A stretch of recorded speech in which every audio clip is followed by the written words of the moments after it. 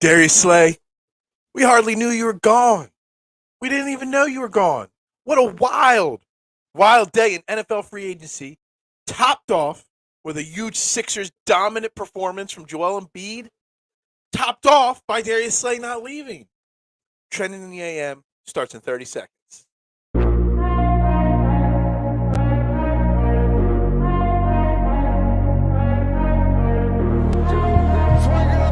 Holding, gets around in front. Joel Embiid and Philadelphia has it.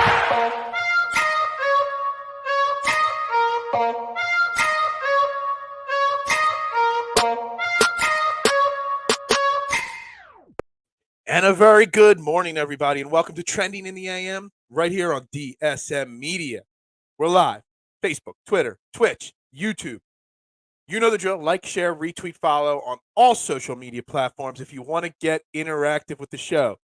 Best place to do that is on the DSM Media YouTube page. We've had a lot of great viewership over on Twitter the last couple days. Best place to hear your voice heard on the YouTube page. Drop your comments, thoughts on today's topics. Also can hear your thoughts on the Facebook page of DSM. If you comment on the Twitter page, I cannot see them live on the screen, and I know there's a lot to talk about today.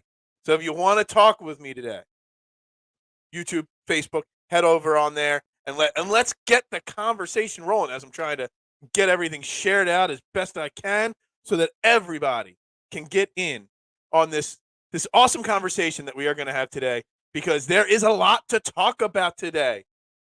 Darius Slay leaves town, then doesn't. Howie Roseman, he saw Darius Slay and his wife Jen Williams, backing out of the driveway. He snuck up, pulled the banana in the tailpipe. Oh, I'm not going to fall for the banana in the tailpipe trick. Stuck some bananas in those tailpipes, and they couldn't get out of town. So Howie locks him up long term. Kudos. All right, look, guys. Like Adam's saying here in the first comment of the day, in Howie we trust. What I've been saying since day one of the offseason beginning, unofficially beginning, and then really beginning. What have I been saying? Guys, have faith in Howie Roseman. He is not going to just let every person walk. This is not going to be this disastrous of an offseason. Yes, we lost Javon Hargrave right away. I know. We were never going to keep an $84 million, 30-year-old defensive lineman. We just weren't. We weren't going to keep everyone. We weren't going to pay Miles Sanders. Miles Sanders went to the Carolina Panthers. Go see his old buddy Frank Reich and Deuce Staley, I believe, is their running back coach there. Good for him. Yeah, he brought in Rashad Penny to be that second or third running back. Okay, cheap option. But Howie Roseman was going to do whatever he could to keep as many of these elite defensive players as he could. And let's see, we got to talk Sixers later. We got other topics I want to cover. I want to cover Aaron Rodgers. I want to cover the World Baseball Classic for like 2 seconds. But we have to continue this Eagles and this off-season conversation here at the start, because everybody is freaking out. Hell, even if we lost Darius Slay yesterday, which the deal that was not done, then done, then not done, then done, and all these fake insiders with fake news about where they're going and whatnot. Look, I just host a podcast. You'll never see me say, at least not yet, because I don't have any, that my source says this, and I'm never going to just throw random shit up against the wall like a lot of content creators out there do to kind of make themselves sound important. But Howie Roseman, if you're patient, Howie Roseman will get the job done. He has built winning team after winning team in this city. Yeah, sometimes we take a slight downward spiral, but then we pick ourselves up right away. He's got short-term answers and big picture on his mind at all times. And if you look at the deals he's done, bringing back Brandon Graham on a 1-year, $6 million deal, getting Jason Kelce to stay for $3 million, basically. If you really look at the Jason Kelce contract, it was a $14 million approximately deal, but he was going to hit for $11 million on the cap, whether he retired or came back. So you got him for $3 extra million on the cap to come out of retirement. You get Fletcher Cox to come back for $10 million. The outrage of Fletcher Cox coming back to this team, a Pro Bowl player, yes, on the back end of his career, for $10 million based off of what some of the other free agent contracts of similar or lesser players $10 million is a steal for Fletcher Cox. He's not going, he might start. Honestly, he may be a starter. But his minutes and his snap count will be down. This is the Jordan Davis show on this defensive line. Maybe the Milton Williams show. You think the running back core is set? We are definitely going to draft another running back, in my opinion, Adam, but later in the draft. I said it from day one. There was zero chance that Howie would waste a first-round pick on Bijan Robinson, and everybody, Todd McShay mocking him at 10. Ridiculous. But we will use a late. I think we have a couple seventh-round picks. I know we have no fourth, fifth, and sixth-round pick. That one of those seventh-round picks, I can absolutely see being a running back. Or they'll bring in another undrafted free agent. There will be another running back added to that room because you'll see 5 guys. You'll see Gainwell, you'll see Boston Scott, you'll see Penny, and then you'll see maybe Trey Sermon and somebody else battling for that fourth running back spot. Actually, the last couple of years out of camp, Adam, they've only come out of camp with 3 running backs. So we'll see what happens there, but it's not going to be a name you know. It's not going to be a name you get pumped up about. It's going to be a back-end guy. But Howie has done a masterful job of reading the room, knowing what he's got to do, and bringing these guys back on the one-year deals, masterful. Because you got all these draft picks, and I've been saying it for a while now. That 10th pick, defensive line.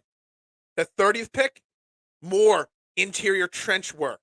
If you lose Isaac Seumalo, I knew ESP, Elliott Shore Parks tweeted out that the top goal should now bring back Isaac Seumalo. Is an interesting idea. I doubt it's possible, but you're losing a lot of depth on that offensive line. If you don't bring back Seumalo, you're going to see linemen with those picks. And then in the second and third round, you'll see some linebackers, some safeties. You were able to go out and bring James Bradbury back at a less than market value for only a 3-year deal, mind you. 3 years for one of the absolute best cornerbacks in football. That is Howie gambling on bringing James Bradbury in here on a 1-year prove-it deal. James Bradbury proving himself, but also falling in love with the city of Philadelphia and not wanting to leave, passing up more money to go elsewhere. Fletcher Cox passing up more money to go elsewhere. Was it, I think the Jets, I think he said, or the rumor said, were offering him way more money. That's Brandon Graham wanting to complete his career in Philadelphia. And then the rumors start circulating. Because obviously, there was the one guy, I forget who it was, tweeting out that, that Darius Slay, the Eagles tried to trade Darius Slay to the Cowboys. No.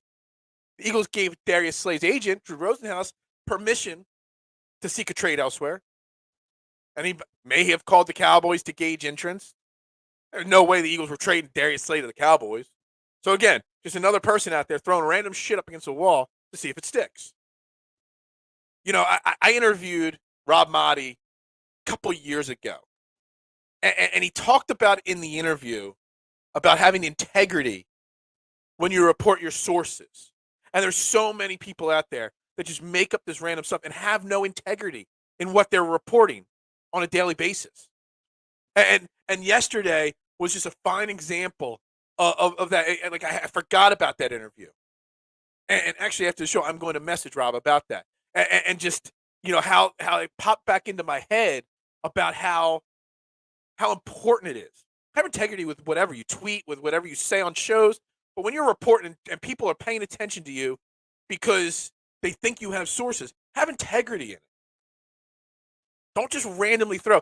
Just because the guy selling pretzels out in front of Citizen Bank Park says that he thinks somebody's coming to the Eagles, doesn't mean that's a source. Whatever. But anyway, you think Darius Slay's on his way out of the building. What does Howie Roseman do? Like I said, he stuck some bananas in the tailpipe of the Slays, kept them in town just long enough.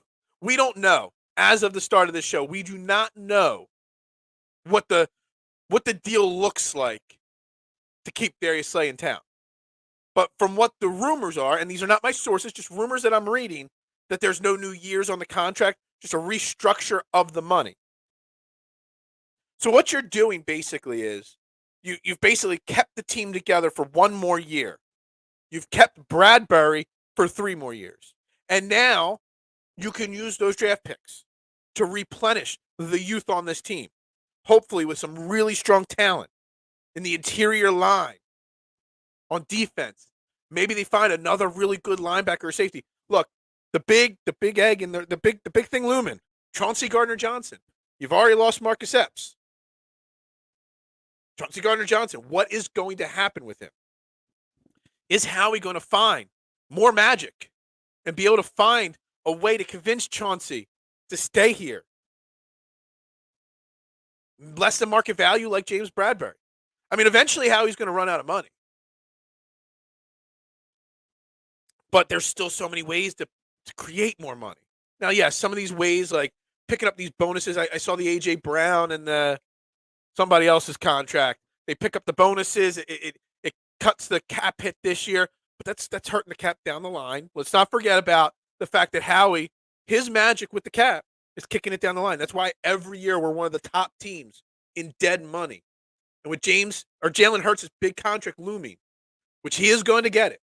Jalen Hurts is, you notice all these players are chirping and talking and subtle tweeting and subtweeting and this and that all over the place. Who's quiet amongst all this? Jalen Hurts. And you know, I love it. I love the fact that he's just keeping his head down, enjoying his offseason. I'm sure he's working out, doing his thing, and keeping his mouth shut. I love it. I love it. Not chirping. Lamar Jackson, I love Lamar Jackson. I think Lamar Jackson deserves a better, situation than he's in, but he's out there chirping. Jalen Hurts is not chirping. He knows he's going to get paid. Now, he's not going to get paid till after all this other stuff is situated, till how he can figure out where to put the money for Jalen Hurts, but he's going to get paid. So what I see happening is you got the Chauncey Gardner-Johnson thing looming. Can they keep him? I hope they do. If you can bring back a majority of that defense and only lose your two linebackers, which you've got one replaced already with Nakobe Dean, you lose Javon Hargrave because there was zero chance. I don't care. If you would have kept Javon Hargrave, you would have lost Slay. You would have lost Bradbury. You would have lost John. You would have lost everybody else to give that kind of a contract to Javon Hargrave. Plus, again, north of 30. You got Jordan Davis. You got Milton Williams. You got draft picks. That's fine. TJ Edwards, because you're white, mid linebackers, people overrating their quality. They're good linebackers. Don't get me wrong. They played decently last year for sure. Don't get me wrong. But they're not these superstar linebackers that you break the bank for. Marcus Epps, if they're the only four guys you lost on defense and you bring everybody else back, plus add in some more youth in the first round of the draft, man, what a win. Again, for the guy, Howie. But look, again, I was never the massive Howie apologist. It took a while for me to turn to a Howie supporter. There were times years ago that I said, fire Howie Roseman. I get it. When Chip was fired and he was brought back in, I was like, what are we doing here? Let him keep working in the equipment room. We have to have faith in Howie Roseman. And I've been saying this since day one after the Super Bowl ended. Patience. We did not have a Super Bowl. Well, what's today? The 16th? We did not have a Super Bowl roster on March 16th. Chauncey Gardner-Johnson, it was late August when he was brought in here. Bradbury was in June. You have to, the fact that Howie's been able to accomplish as much as he has this early, it's insane. One backer, one slot receiver, and they'll be ready to go. O-line, D-line. Absolutely. We have to have faith in Howie Roseman. So let's talk about, the Chauncey Gardner-Johnson thing is looming. And I firmly believe that we'll have an answer today on Chauncey Gardner-Johnson. Whether he stays or goes, I think it gets pretty much wrapped up today, maybe tomorrow. But we know the answer here. But they're spending a lot of money. Short-term deals, but they are spending a lot of money. So with this draft, I could see, and I don't know KC or anybody else watching agrees or disagrees, I don't think we pick at 10 and 30. I don't. First and foremost, you got to remember first-round picks. They're guaranteed a lot of money. They're slotted depending on where you pick. If you could take 10 and 30, turn 10 into, say, like 16 or 17, you can still get a really good defensive lineman, maybe an edge rusher. Because, yes, we want a defensive tackle. Well, let's be honest. Howie loves his edge rushers in the first round of the draft, just as much of his defensive tackles. You go out there and get another pass rusher, or D lineman, whatever, at, say, 16 or 17. You take 30. You move that back to 35, 38, something like that. So you get an extra second-round pick. You pick up other cheaper assets. Maybe you get a first-round pick in a future year, and that saves you even more money. Maybe that is where Howie's coming up with some of this money. He knows there's going to be some trades coming on draft day that save him some money.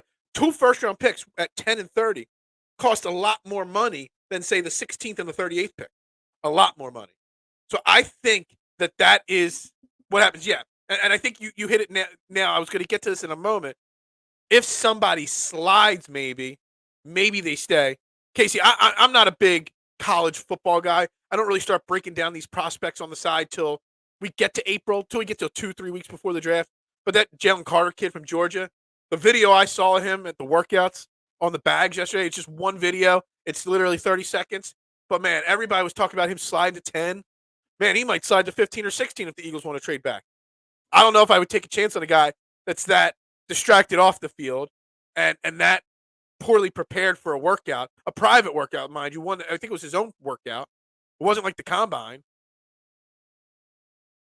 But, yeah, Howie is maneuvering things. But he's also thinking short term.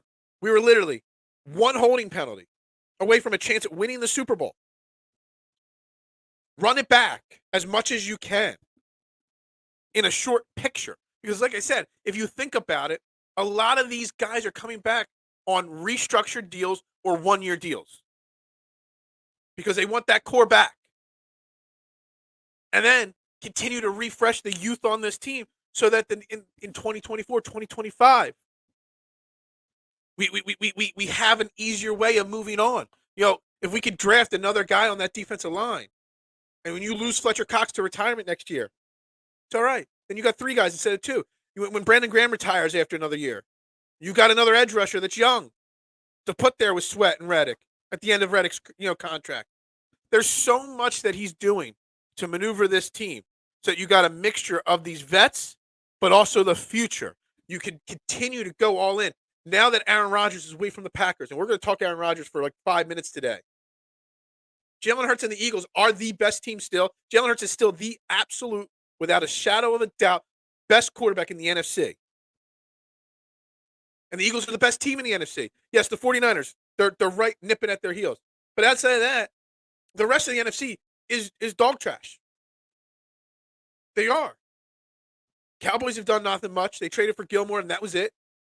But all they had to give up was his 5th-round pick. So what's that say about where Gilmore is? Washington's big move so far, bringing in Jacoby Brissett to push Sam Howell. Okay. The Giants, they made the trade for Darren Waller, north of 30. If he's healthy, he's good. But they gave a lot of money to Daniel Jones.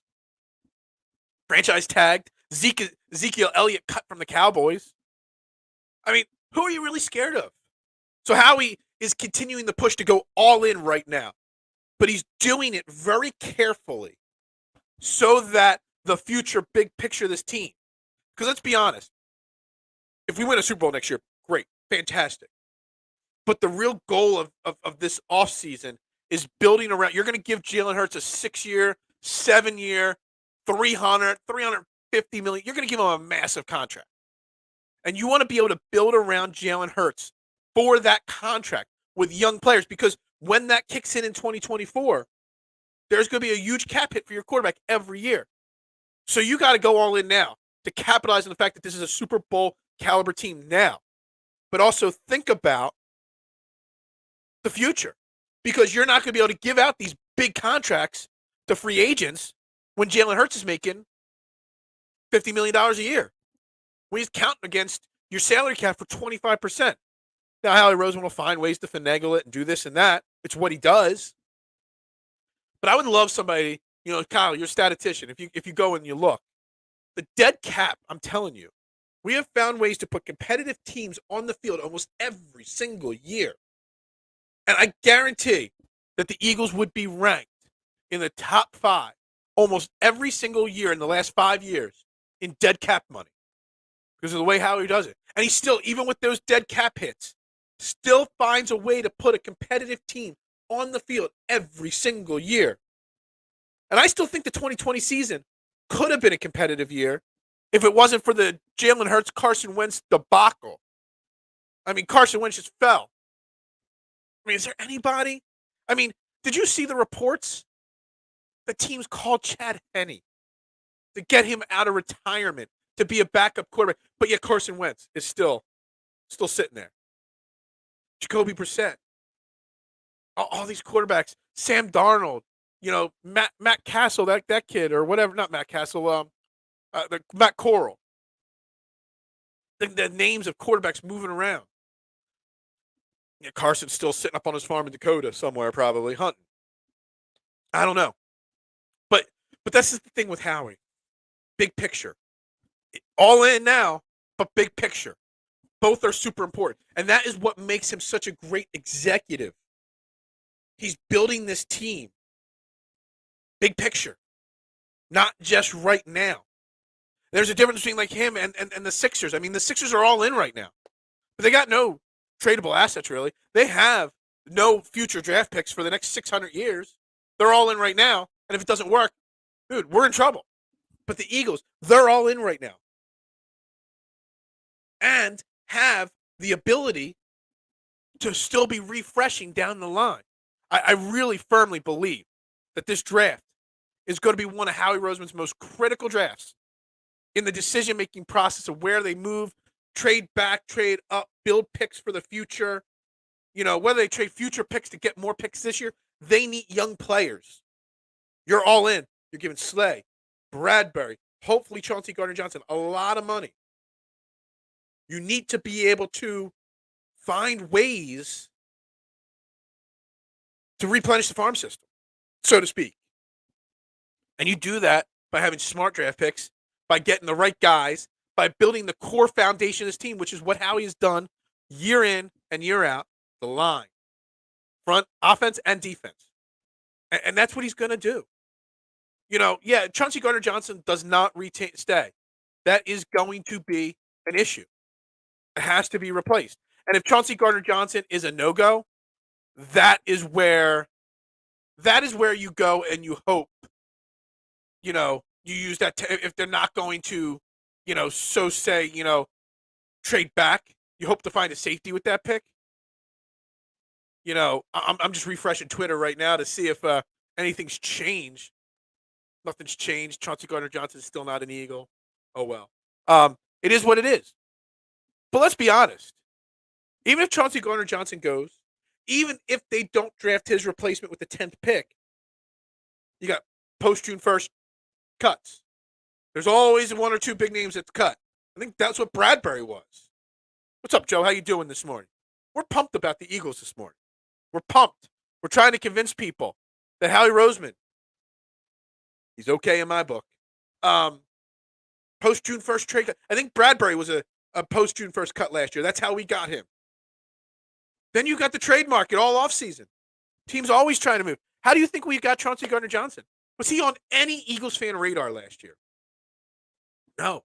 I bet you half of the casual Eagles fans out there had no clue who Chauncey Gardner-Johnson was. Yeah, us real Eagles or football fans, the people that dive deep into fantasy and drafts and other teams, yeah, we knew who Chauncey Gardner-Johnson was. Mitch, we absolutely told everybody to relax. Let me tell you something, Mitch. Now, on a side note here, before we get back into this Chauncey Gardner-Johnson thing, the NFL free agency is greater than the NBA, Major League Baseball, NHL, MLS, and every other sport combined free agency.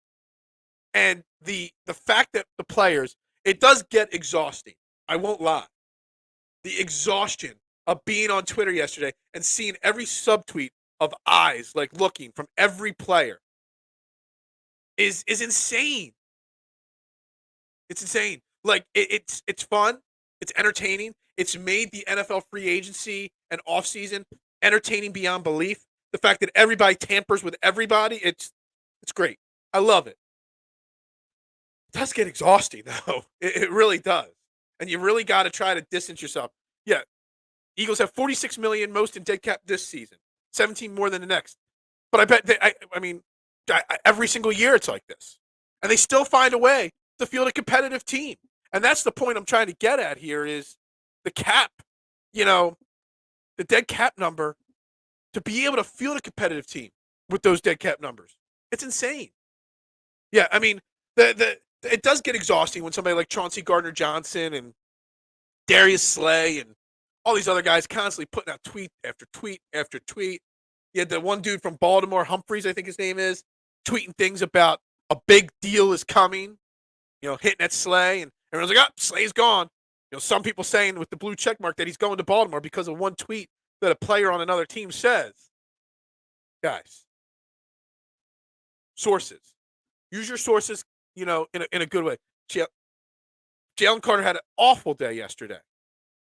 He might fall past 10 at this point. I got to get one of my, draft experts, one of my combine experts, one of my college football experts on once we get to April here, once we get closer to the draft, and we'll talk Jalen Carter and the Eagles process, Joe, with the draft. But don't be surprised if they trade back. There's a really good chance that we do not pick a 10 unless somebody falls. Unless a massively great deal is proposed and sent to Howie, he'll keep that 10th pick till draft day.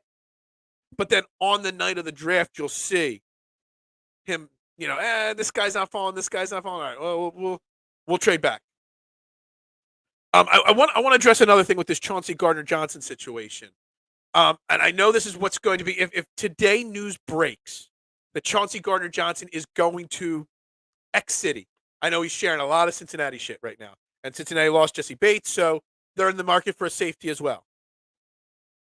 If Chauncey Gardner-Johnson does not come back to the Philadelphia Eagles, can we please not overreact and put every person to say, well, Avonte Maddox could play safety. Avonte Maddox is one of the best slot corners in football. He's a better safety than he is outside corner, but we've tried the Avonte Maddox safety, situation before. It doesn't work. And then you put yourself in a hole at slot corner. Now, unless you're going to be able to get one of those cornerbacks at 10, unless you're going to get one of those cornerbacks at 10, you're not doing that. I know I can already foresee it, the overreactions on Twitter. It's okay, CGJ left. We got Avonte Maddox to slide to safety. No. Not in my house. No, don't do it. Please don't do it. Don't even suggest it, guys. But anyway, this whole point of free agency, this whole point of this show is to say, what's up, my man? How you doing today? The whole point is to just be patient. No matter what happens today. We saw what happened last night. Whatever happens today, whatever happens tomorrow, whatever happens Saturday and Sunday, relax. You cannot judge the offseason until the offseason is over. It's why I make no score record predictions. Zero. I make zero predictions until literally 3 days before the season starts. You got to see what that roster is before you do it. With the final picture, Cardinals have Paul past 15, Lions at 6, Packers at 15. Okay. I don't know. I mean, I got to dig more into it, KC. I know he's got his off-the-field issues that he's dealing with, and that could be why he was so out of shape. What was it, like 9-10 pounds overweight? And, he looked – it was one 30-second clip on YouTube or on Twitter, and he looked awful in it. But it was just one clip. So there's more to dive into. And he was originally hyped as a generational type talent. So, I mean, I think there was at one point, wasn't he considered a potential number 1 overall pick, depending on, trades with that number 1 overall pick? So, I don't know. If you dive deep enough into the off the field issues, you dive enough into the personality and the person himself. If he's okay, and he's there at 10, you take him probably. Kind of got to wait and see on that, though. We'll have to wait and see what happens there. All right, one other thing real quick. Before we continue this Eagles talk, before we dive into the Sixers, before I hint at why the World Baseball Classic is the worst thing in the world, let's talk about Aaron Rodgers for just a few minutes. Okay? I put out a tweet yesterday. Is Aaron Rodgers one of the most dislikable people in all of sports? I was surprised at the result. The people that commented, people like Aaron Rodgers. Goes on the Pat McAfee show yesterday, and he says, I'm not here to announce my decision. But then 30 seconds later goes on and announces his decision because his decision was already made days before. He wants to play for the New York Jets. Deal's got to still be worked out. But, and he calls that list that he supposedly asked for suspect, whatever. Instead of saying suspect, everyone's got to say sus now. Instead of saying, average, they got to say mid now. Dude, can't you just say full words? Can't believe that. Yeah, I mean, we'll get to this in a second, Rio. I don't even care about the game. I don't. It's just what happened after the game. That's got me all worked up. Aaron Rodgers and the way he handles himself, in my opinion, he is so unlikable as a person. He is still a very good quarterback. He's still probably one of the top 8, 9 quarterbacks in the league. He said on the show he was 90% ready to retire before he went into his, whatever he called it, his darkness retreat. Basically just saying, yo, NFL, I don't care if you drug test. I'm going out for the woods for a couple days, and I'm going to get high as a kite. Why you got to brag about it? Yeah, I've seen some pictures. People have put them on my timeline. Aaron Rodgers. First off, I want to know what kind of a deal he has with Pat McAfee, because he's on that show all the time. Any information, he releases it. He's exhausting. Exhausting. And I think he's so unlikable. First and foremost, if you're the Jets, why would you be blowing up your future of your team? Now, Zach Wilson, not good. Not good at all. Knew it from the jump that he wasn't going to be an NFL-ready quarterback. But you are changing the entire course of your franchise for a guy that was 90% ready to retire. Why would you do that?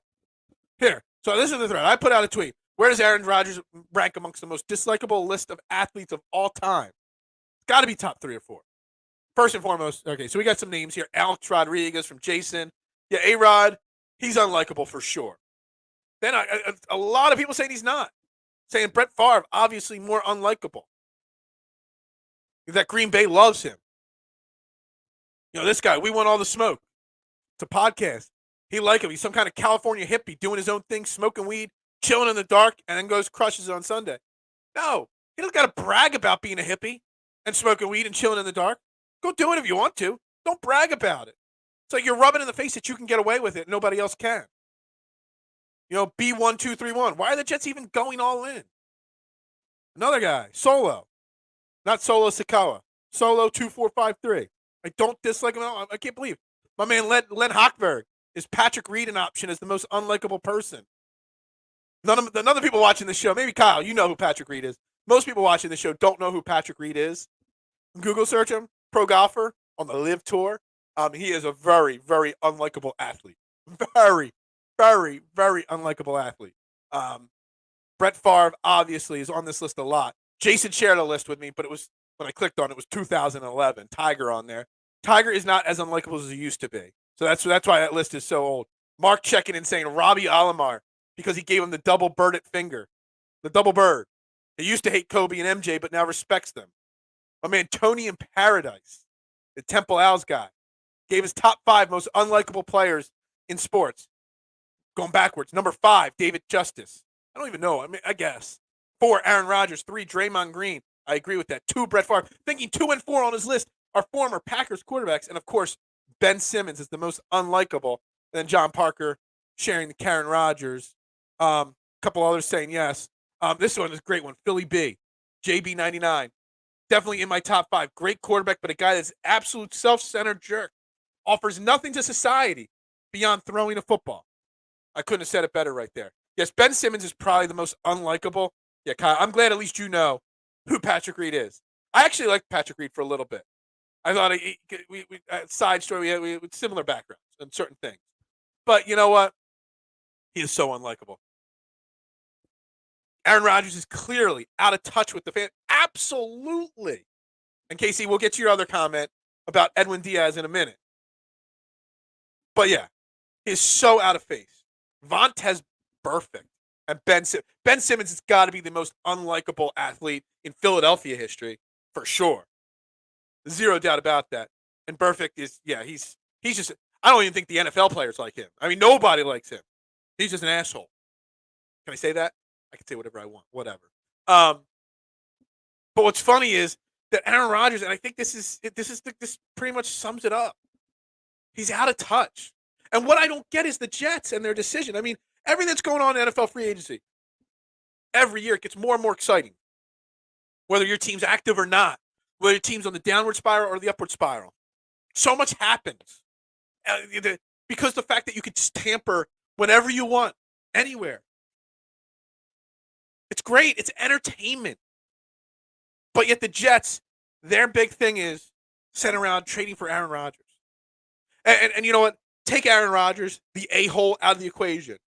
The out-of-touch fan base. The man that brings nothing to society other than being a Karen.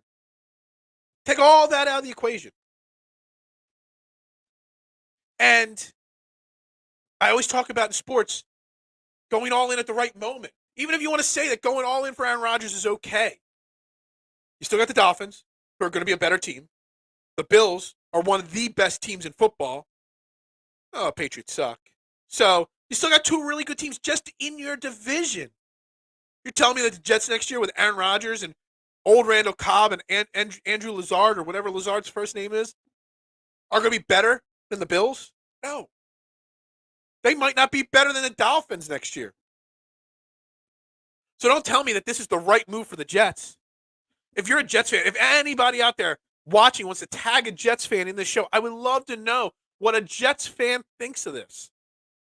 Because to me, as an outsider, I have no connection. I don't care one iota about the Jets. So I'm as unbiased as they can about the Jets. I'm not unbiased about Aaron Rodgers, but I am about the Jets. Like, it does nothing. It does not make them better. I mean, it makes them better. It doesn't make them a better franchise moving forward. You look at what Howie Roseman's doing and how he's thinking now and the future with every move and decision he makes. And the Jets are just like, let's go all in for Aaron Rodgers. Screw the future. But you can. When he was 90% ready to retire, Rio, he was literally this close on retirement. What's to say that he doesn't want to just retire? You make the trade, then 6 weeks into the training camp, he's like, my heart's really not into it. I'm out. Peace. Yeah. Mike White's gone. Mike White was better than Zach Wilson, honestly. Jets, where quarterbacks go to die. Absolutely. I don't know if this is true or not, Casey, but damn, you might be onto something here. He really might be better than Aaron Rodgers. I mean, they did go out and get, Mac Jones, Juju Smith-Schuster. I saw plenty of tweets about it. Could you imagine Bill Belichick's first response when Juju's out there tick-tocking on the field after a 30-point loss? Man. He gave Packers fans hell last year. Yeah. Dude, like I said, between Casey's comment that he just lost touch with reality and this other comment here on my Twitter page, he offers nothing to society. He's an absolute self-centered jerk. That sums him up to me. So this big deal on Aaron Rodgers, it's annoying as hell to me. I spent more time on that than I wanted to.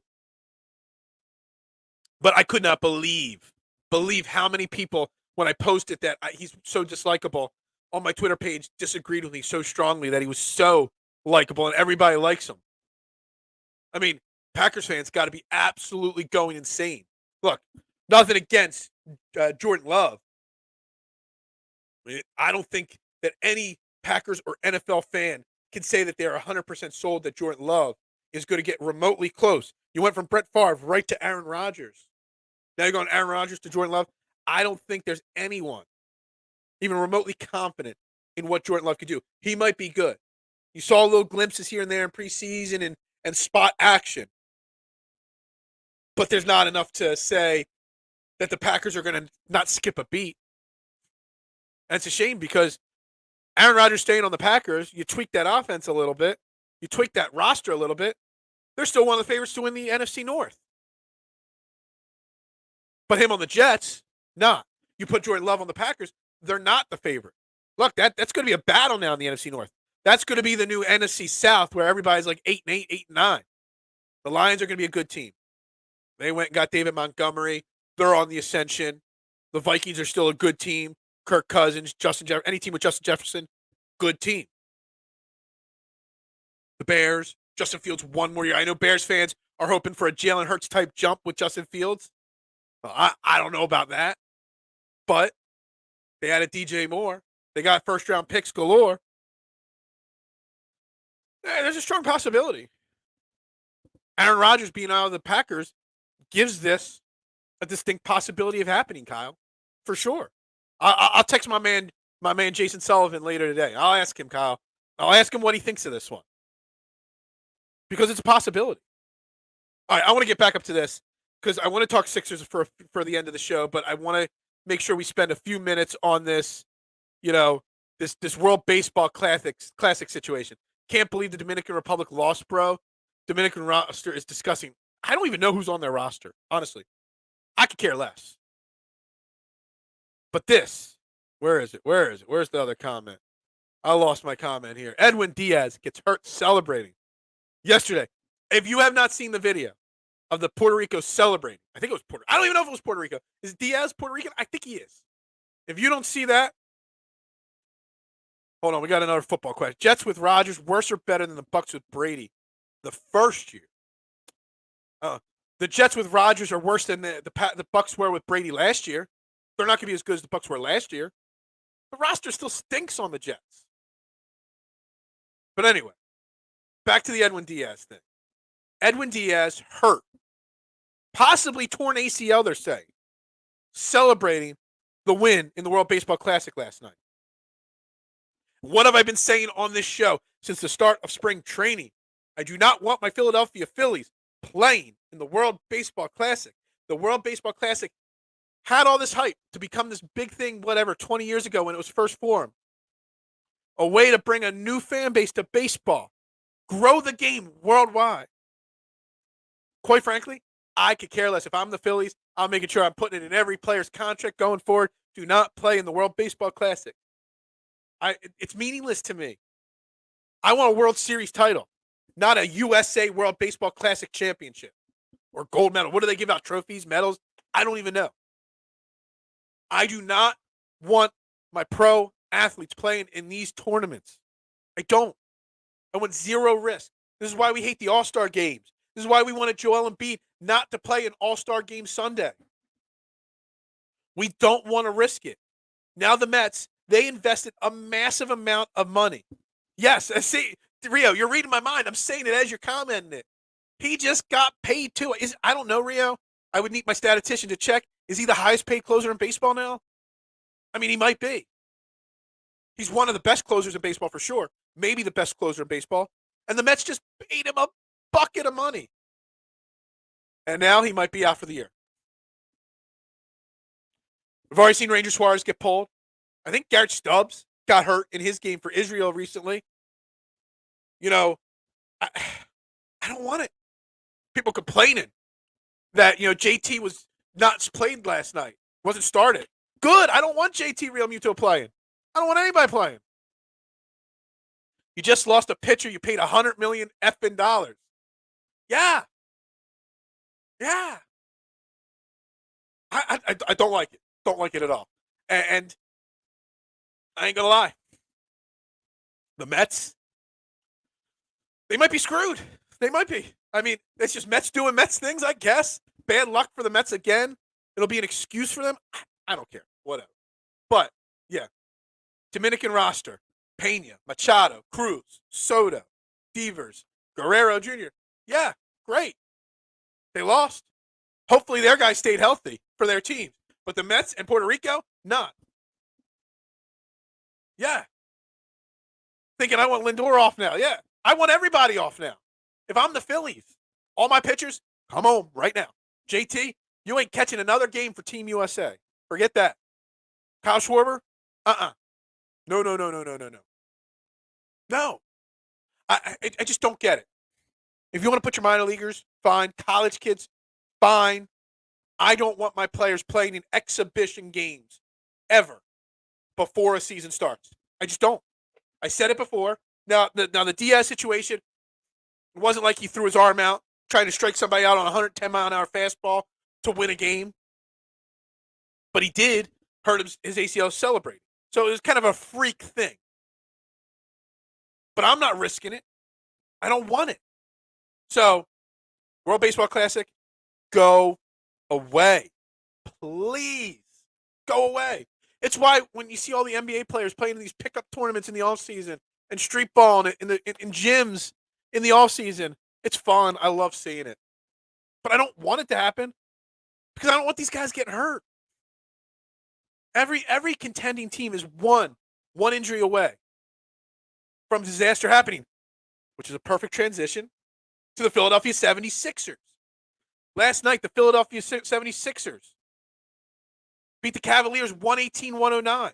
They are, right now, in my opinion, if you forget about all the second-round exits, if you just looked at this team on paper, the Sixers are one of the best teams in basketball. But they are one Joel Embiid injury away from that not being the case. And that's why I don't want my players. Richest contract ever for a reliever, 5 years, $102 million. And now he might miss the first year of that 5-year deal. And that's going to do major harm to the Mets. Just like if something happened to Joel Embiid. Would we be talking, if you watched the Sixers game last night, I think it was in the third quarter, late in the third quarter. No, maybe it was late in the third quarter. He banged knees with PJ Tucker. But at first, in real game speed, you just saw him jump up and come down and grab his knee. I'm like, oh, shit. What happened to his knee? And now they showed the replay, bang knees with PJ Tucker, and they seem to be fine the rest of the game. But when you are on the cusp of a title in your sport, like the Mets kind of on paper are in baseball, and like the Sixers are in basketball, if you are not a Sixers fan used to second-round exit after second-round exit, you have to think that the Sixers team is a favorite to make it to the NBA Finals. They match up well with every team outside of Boston. They're one game back of Boston. Boston is struggling right now. You don't want your players getting hurt in a damn exhibition game because that's what the World Baseball Classic is. It's an exhibition. It's the worst timing in the world, too, right before the season starts. But the Sixers are balling. Last night beat the Boston Celtics, the Cleveland Cavaliers, 118-109, behind again. I believe last night's performance after the game, Joel Embiid overtook Nikolai Jokic in the MVP betting race. I think he is now the betting favorite for MVP. 36 points, 18 rebounds, 3 assists, 4 block shots. He almost fouled out. Had 6 turnovers. The turnovers last night were tough. Now, this is whew. Tobias. I tweeted this out last night, Joe. Tobias is a big issue. Really big issue. I firmly believe, you guys know that watch the show regularly, I'm a huge Tobias fan. Those that follow me on Twitter know I'm a huge Tobias Harris supporter. But something's not right there. It's more than him just, he's got to be confident, quick shot, go downhill to the basket, confidently. It's more than a lack of confidence with Tobias Harris, in my opinion. Something's got to be wrong there. I think he's battling an injury. Maybe he's been pushing through an injury. Everybody talks about giving Joel a couple days off here and there down the stretch. I think there's 14 games left in the season. Well, I think Tobias Harris needs a 2 or 3 game breather. If he's physically hurt, you get him right. If it's a mental thing, which it may be, then you get him right mentally. Just let him back off of the team for a couple days. Just let him get right physically or mentally, because you can't have Tobias Harris. Tobias Harris offensively was another no-show last night. 2 of 7 for the field, 7 points, only 5 rebounds, only assist, a block. I mean, he was a plus 17, but still offense. I mean, you need Tobias Harris to be able to do something. You do. And last night was not pretty what he did. He is. But he's good enough to be a $30 million man. If you look at what the cost of contracts, Man, I'm bad. I think I'm catching a little cold here. A little stuffed up here this morning. He needs to play as close to that $30 million man role as possible. Because if he doesn't, then we're in trouble. Now, Joel Embiid, barring a punch to the face that breaks his face, a torn meniscus that he has to play through, barring Tyrese Maxey, something happening to him, or James Harden, barring anything to those core three. Can you guys, first off, I mentioned Tyrese Maxey's name. Can we realize, doesn't it feel like a decade ago that Doc Rivers benched Tyrese Maxey? What was Doc Rivers thinking? Doc Rivers, the Tyrese Maxey experiment was so wrong. But barring something happening to Joel Embiid, I'm knocking on wood. I think this desk is made of wood. I don't know. Oak, something. I don't know.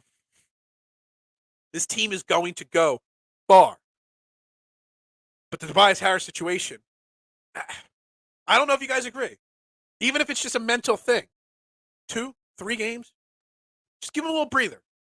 It helps. PJ Tucker, they said it on the broadcast last night. Last night, I think, was one of the first times you saw what PJ Tucker's going to bring to the table in a playoff game. The defense, the hustle, the hard work, doing the dirty work. PJ Tucker earned his paycheck last night. I know it's 5 points. Oh, whatever. The 3 assists, the 6 rebounds, the 3 steals, the plus 22. 35 minutes played. Now, I think if Jalen McDaniels wasn't hurt, which let's hope he's not out long term, he might not have played 35 minutes, and Tobias Harris might not have played 31 minutes if McDaniels was in there. But you saw who PJ Tucker was last night for the playoffs. James Harden, another big game. 28 points, 12 more assists, 3 more steals. The steals that James Harden get, I don't think it's talked about. Just like it's not talked about Tobias Harris's improved defense. James Harden on the defensive side, I know he's not the fastest defensive guy, but he puts in effort on defense. He does. I might take a playoff here or there. But I don't think it's talked about enough what he's like on defense and how good he is. Not great, but good. Shake Milton, I saw Scotty mention it on Twitter. Shake Milton had a great game off the bench again. If Jalen McDaniels is playing, might not get 21 minutes. But you're going to need somebody every night on the bench stepping up. D'Anthony Melton was a ghost last night. And you still were able to beat the Cavs by 9. He was a minus 13. I don't know who was mainly guarding Donovan Mitchell last night. But, keep Donovan Mitchell to 21 points on 1 of 7 shooting from deep. It was a great game, whoever covered him. I think it was a little bit of Harris, a little bit of Harden, a little bit of Tucker, a little bit of everybody. And that's the thing I will say with Tobias Harris. That's the only thing that makes me think that he's not hurt is that it's not affecting him defensively that much. He's just lost his confidence offensively. He just has. So that's got to get right. Again, maybe it's a day off. Maybe it's a day that you give Joel Embiid off that gets Tobias Harris right. Their next game is against the Hornets on Saturday. I want to see their full schedule before I make a comment here. Their next game is Saturday. They got Friday and Saturday at Charlotte, at Indiana. Maybe you give Joel Embiid a day off, or maybe you just let Tobias Harris take those 2 days off. Let him stay home. They're both road games. I don't know. Something's got to give there with Tobias Harris. I'm not sure. He's not a confident offensive player right now, but he's still playing decently on the defensive side. He does get in his head way too much, and I think that's the problem. So if it's a mental thing, Joe, is 2 days off, 2 extra games off, the right move? Just let him. Sometimes you see that. You've got a batter in baseball struggling. 0 for his last 30. The coach puts him on the bench for 2 days. Comes out and hits 3 home runs the next game. I'm being a little dramatic and over the top with it, but you get the point. Sometimes you need a break to get out of that slump. Maybe Tobias Harris needs that. But now, you think about it, even as bad as Tobias Harris is playing, we're on another 6-game winning streak, 7 of our last 10. We are 3.5 games back in Milwaukee for the 1 seed, 1 game back of Boston, which we have Boston in a couple weeks, one of our last games of the regular season. There's a scenario, legit scenario. We could pass Boston. Boston isn't playing great basketball right now. I think we got the 3 seed pretty much locked up. We're 4 up on Cavs now. There's a legit scenario where we catch Boston. There's an outside shot. We still catch Milwaukee. I still firmly believe that one seat is more important than some people believe it is. I mean, first thing I would do is give him a 2-day breather. See if he can reset, refresh. But if you're going to have the performances like you did from Joel, James, and Tyrese Maxey last night, every game in the playoffs, what do you need in the playoffs? You need defense. You need scoring, but it's a half-court game. If you can get Jalen McDaniels healthy, Jalen McDaniels' athleticism and defensive ability, and Tobias Harris or Maxey and Harden and Embiid are going to put up 80 points between the three of them, maybe you run Tobias off the bench to anchor that second unit.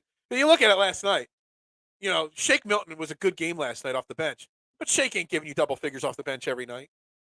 Now, D'Anthony Melton isn't going to give you the net negative he did last night off the bench. But if you put I'm not for Tobias Harris, the $30 million bench player. But for the playoffs, if this is what we're going to get out of him, maybe you do it. But this is the time to try it right now. And I bashed Doc Rivers for trying that because the Tobias Harris or the Tyrese Maxey bench thing failed so miserably. But at least he tried it now, and he moved on from it. You got 13, 14 games left. You try it now. All right, you don't want to bench him for the next 2 road games in Charlotte and Indy?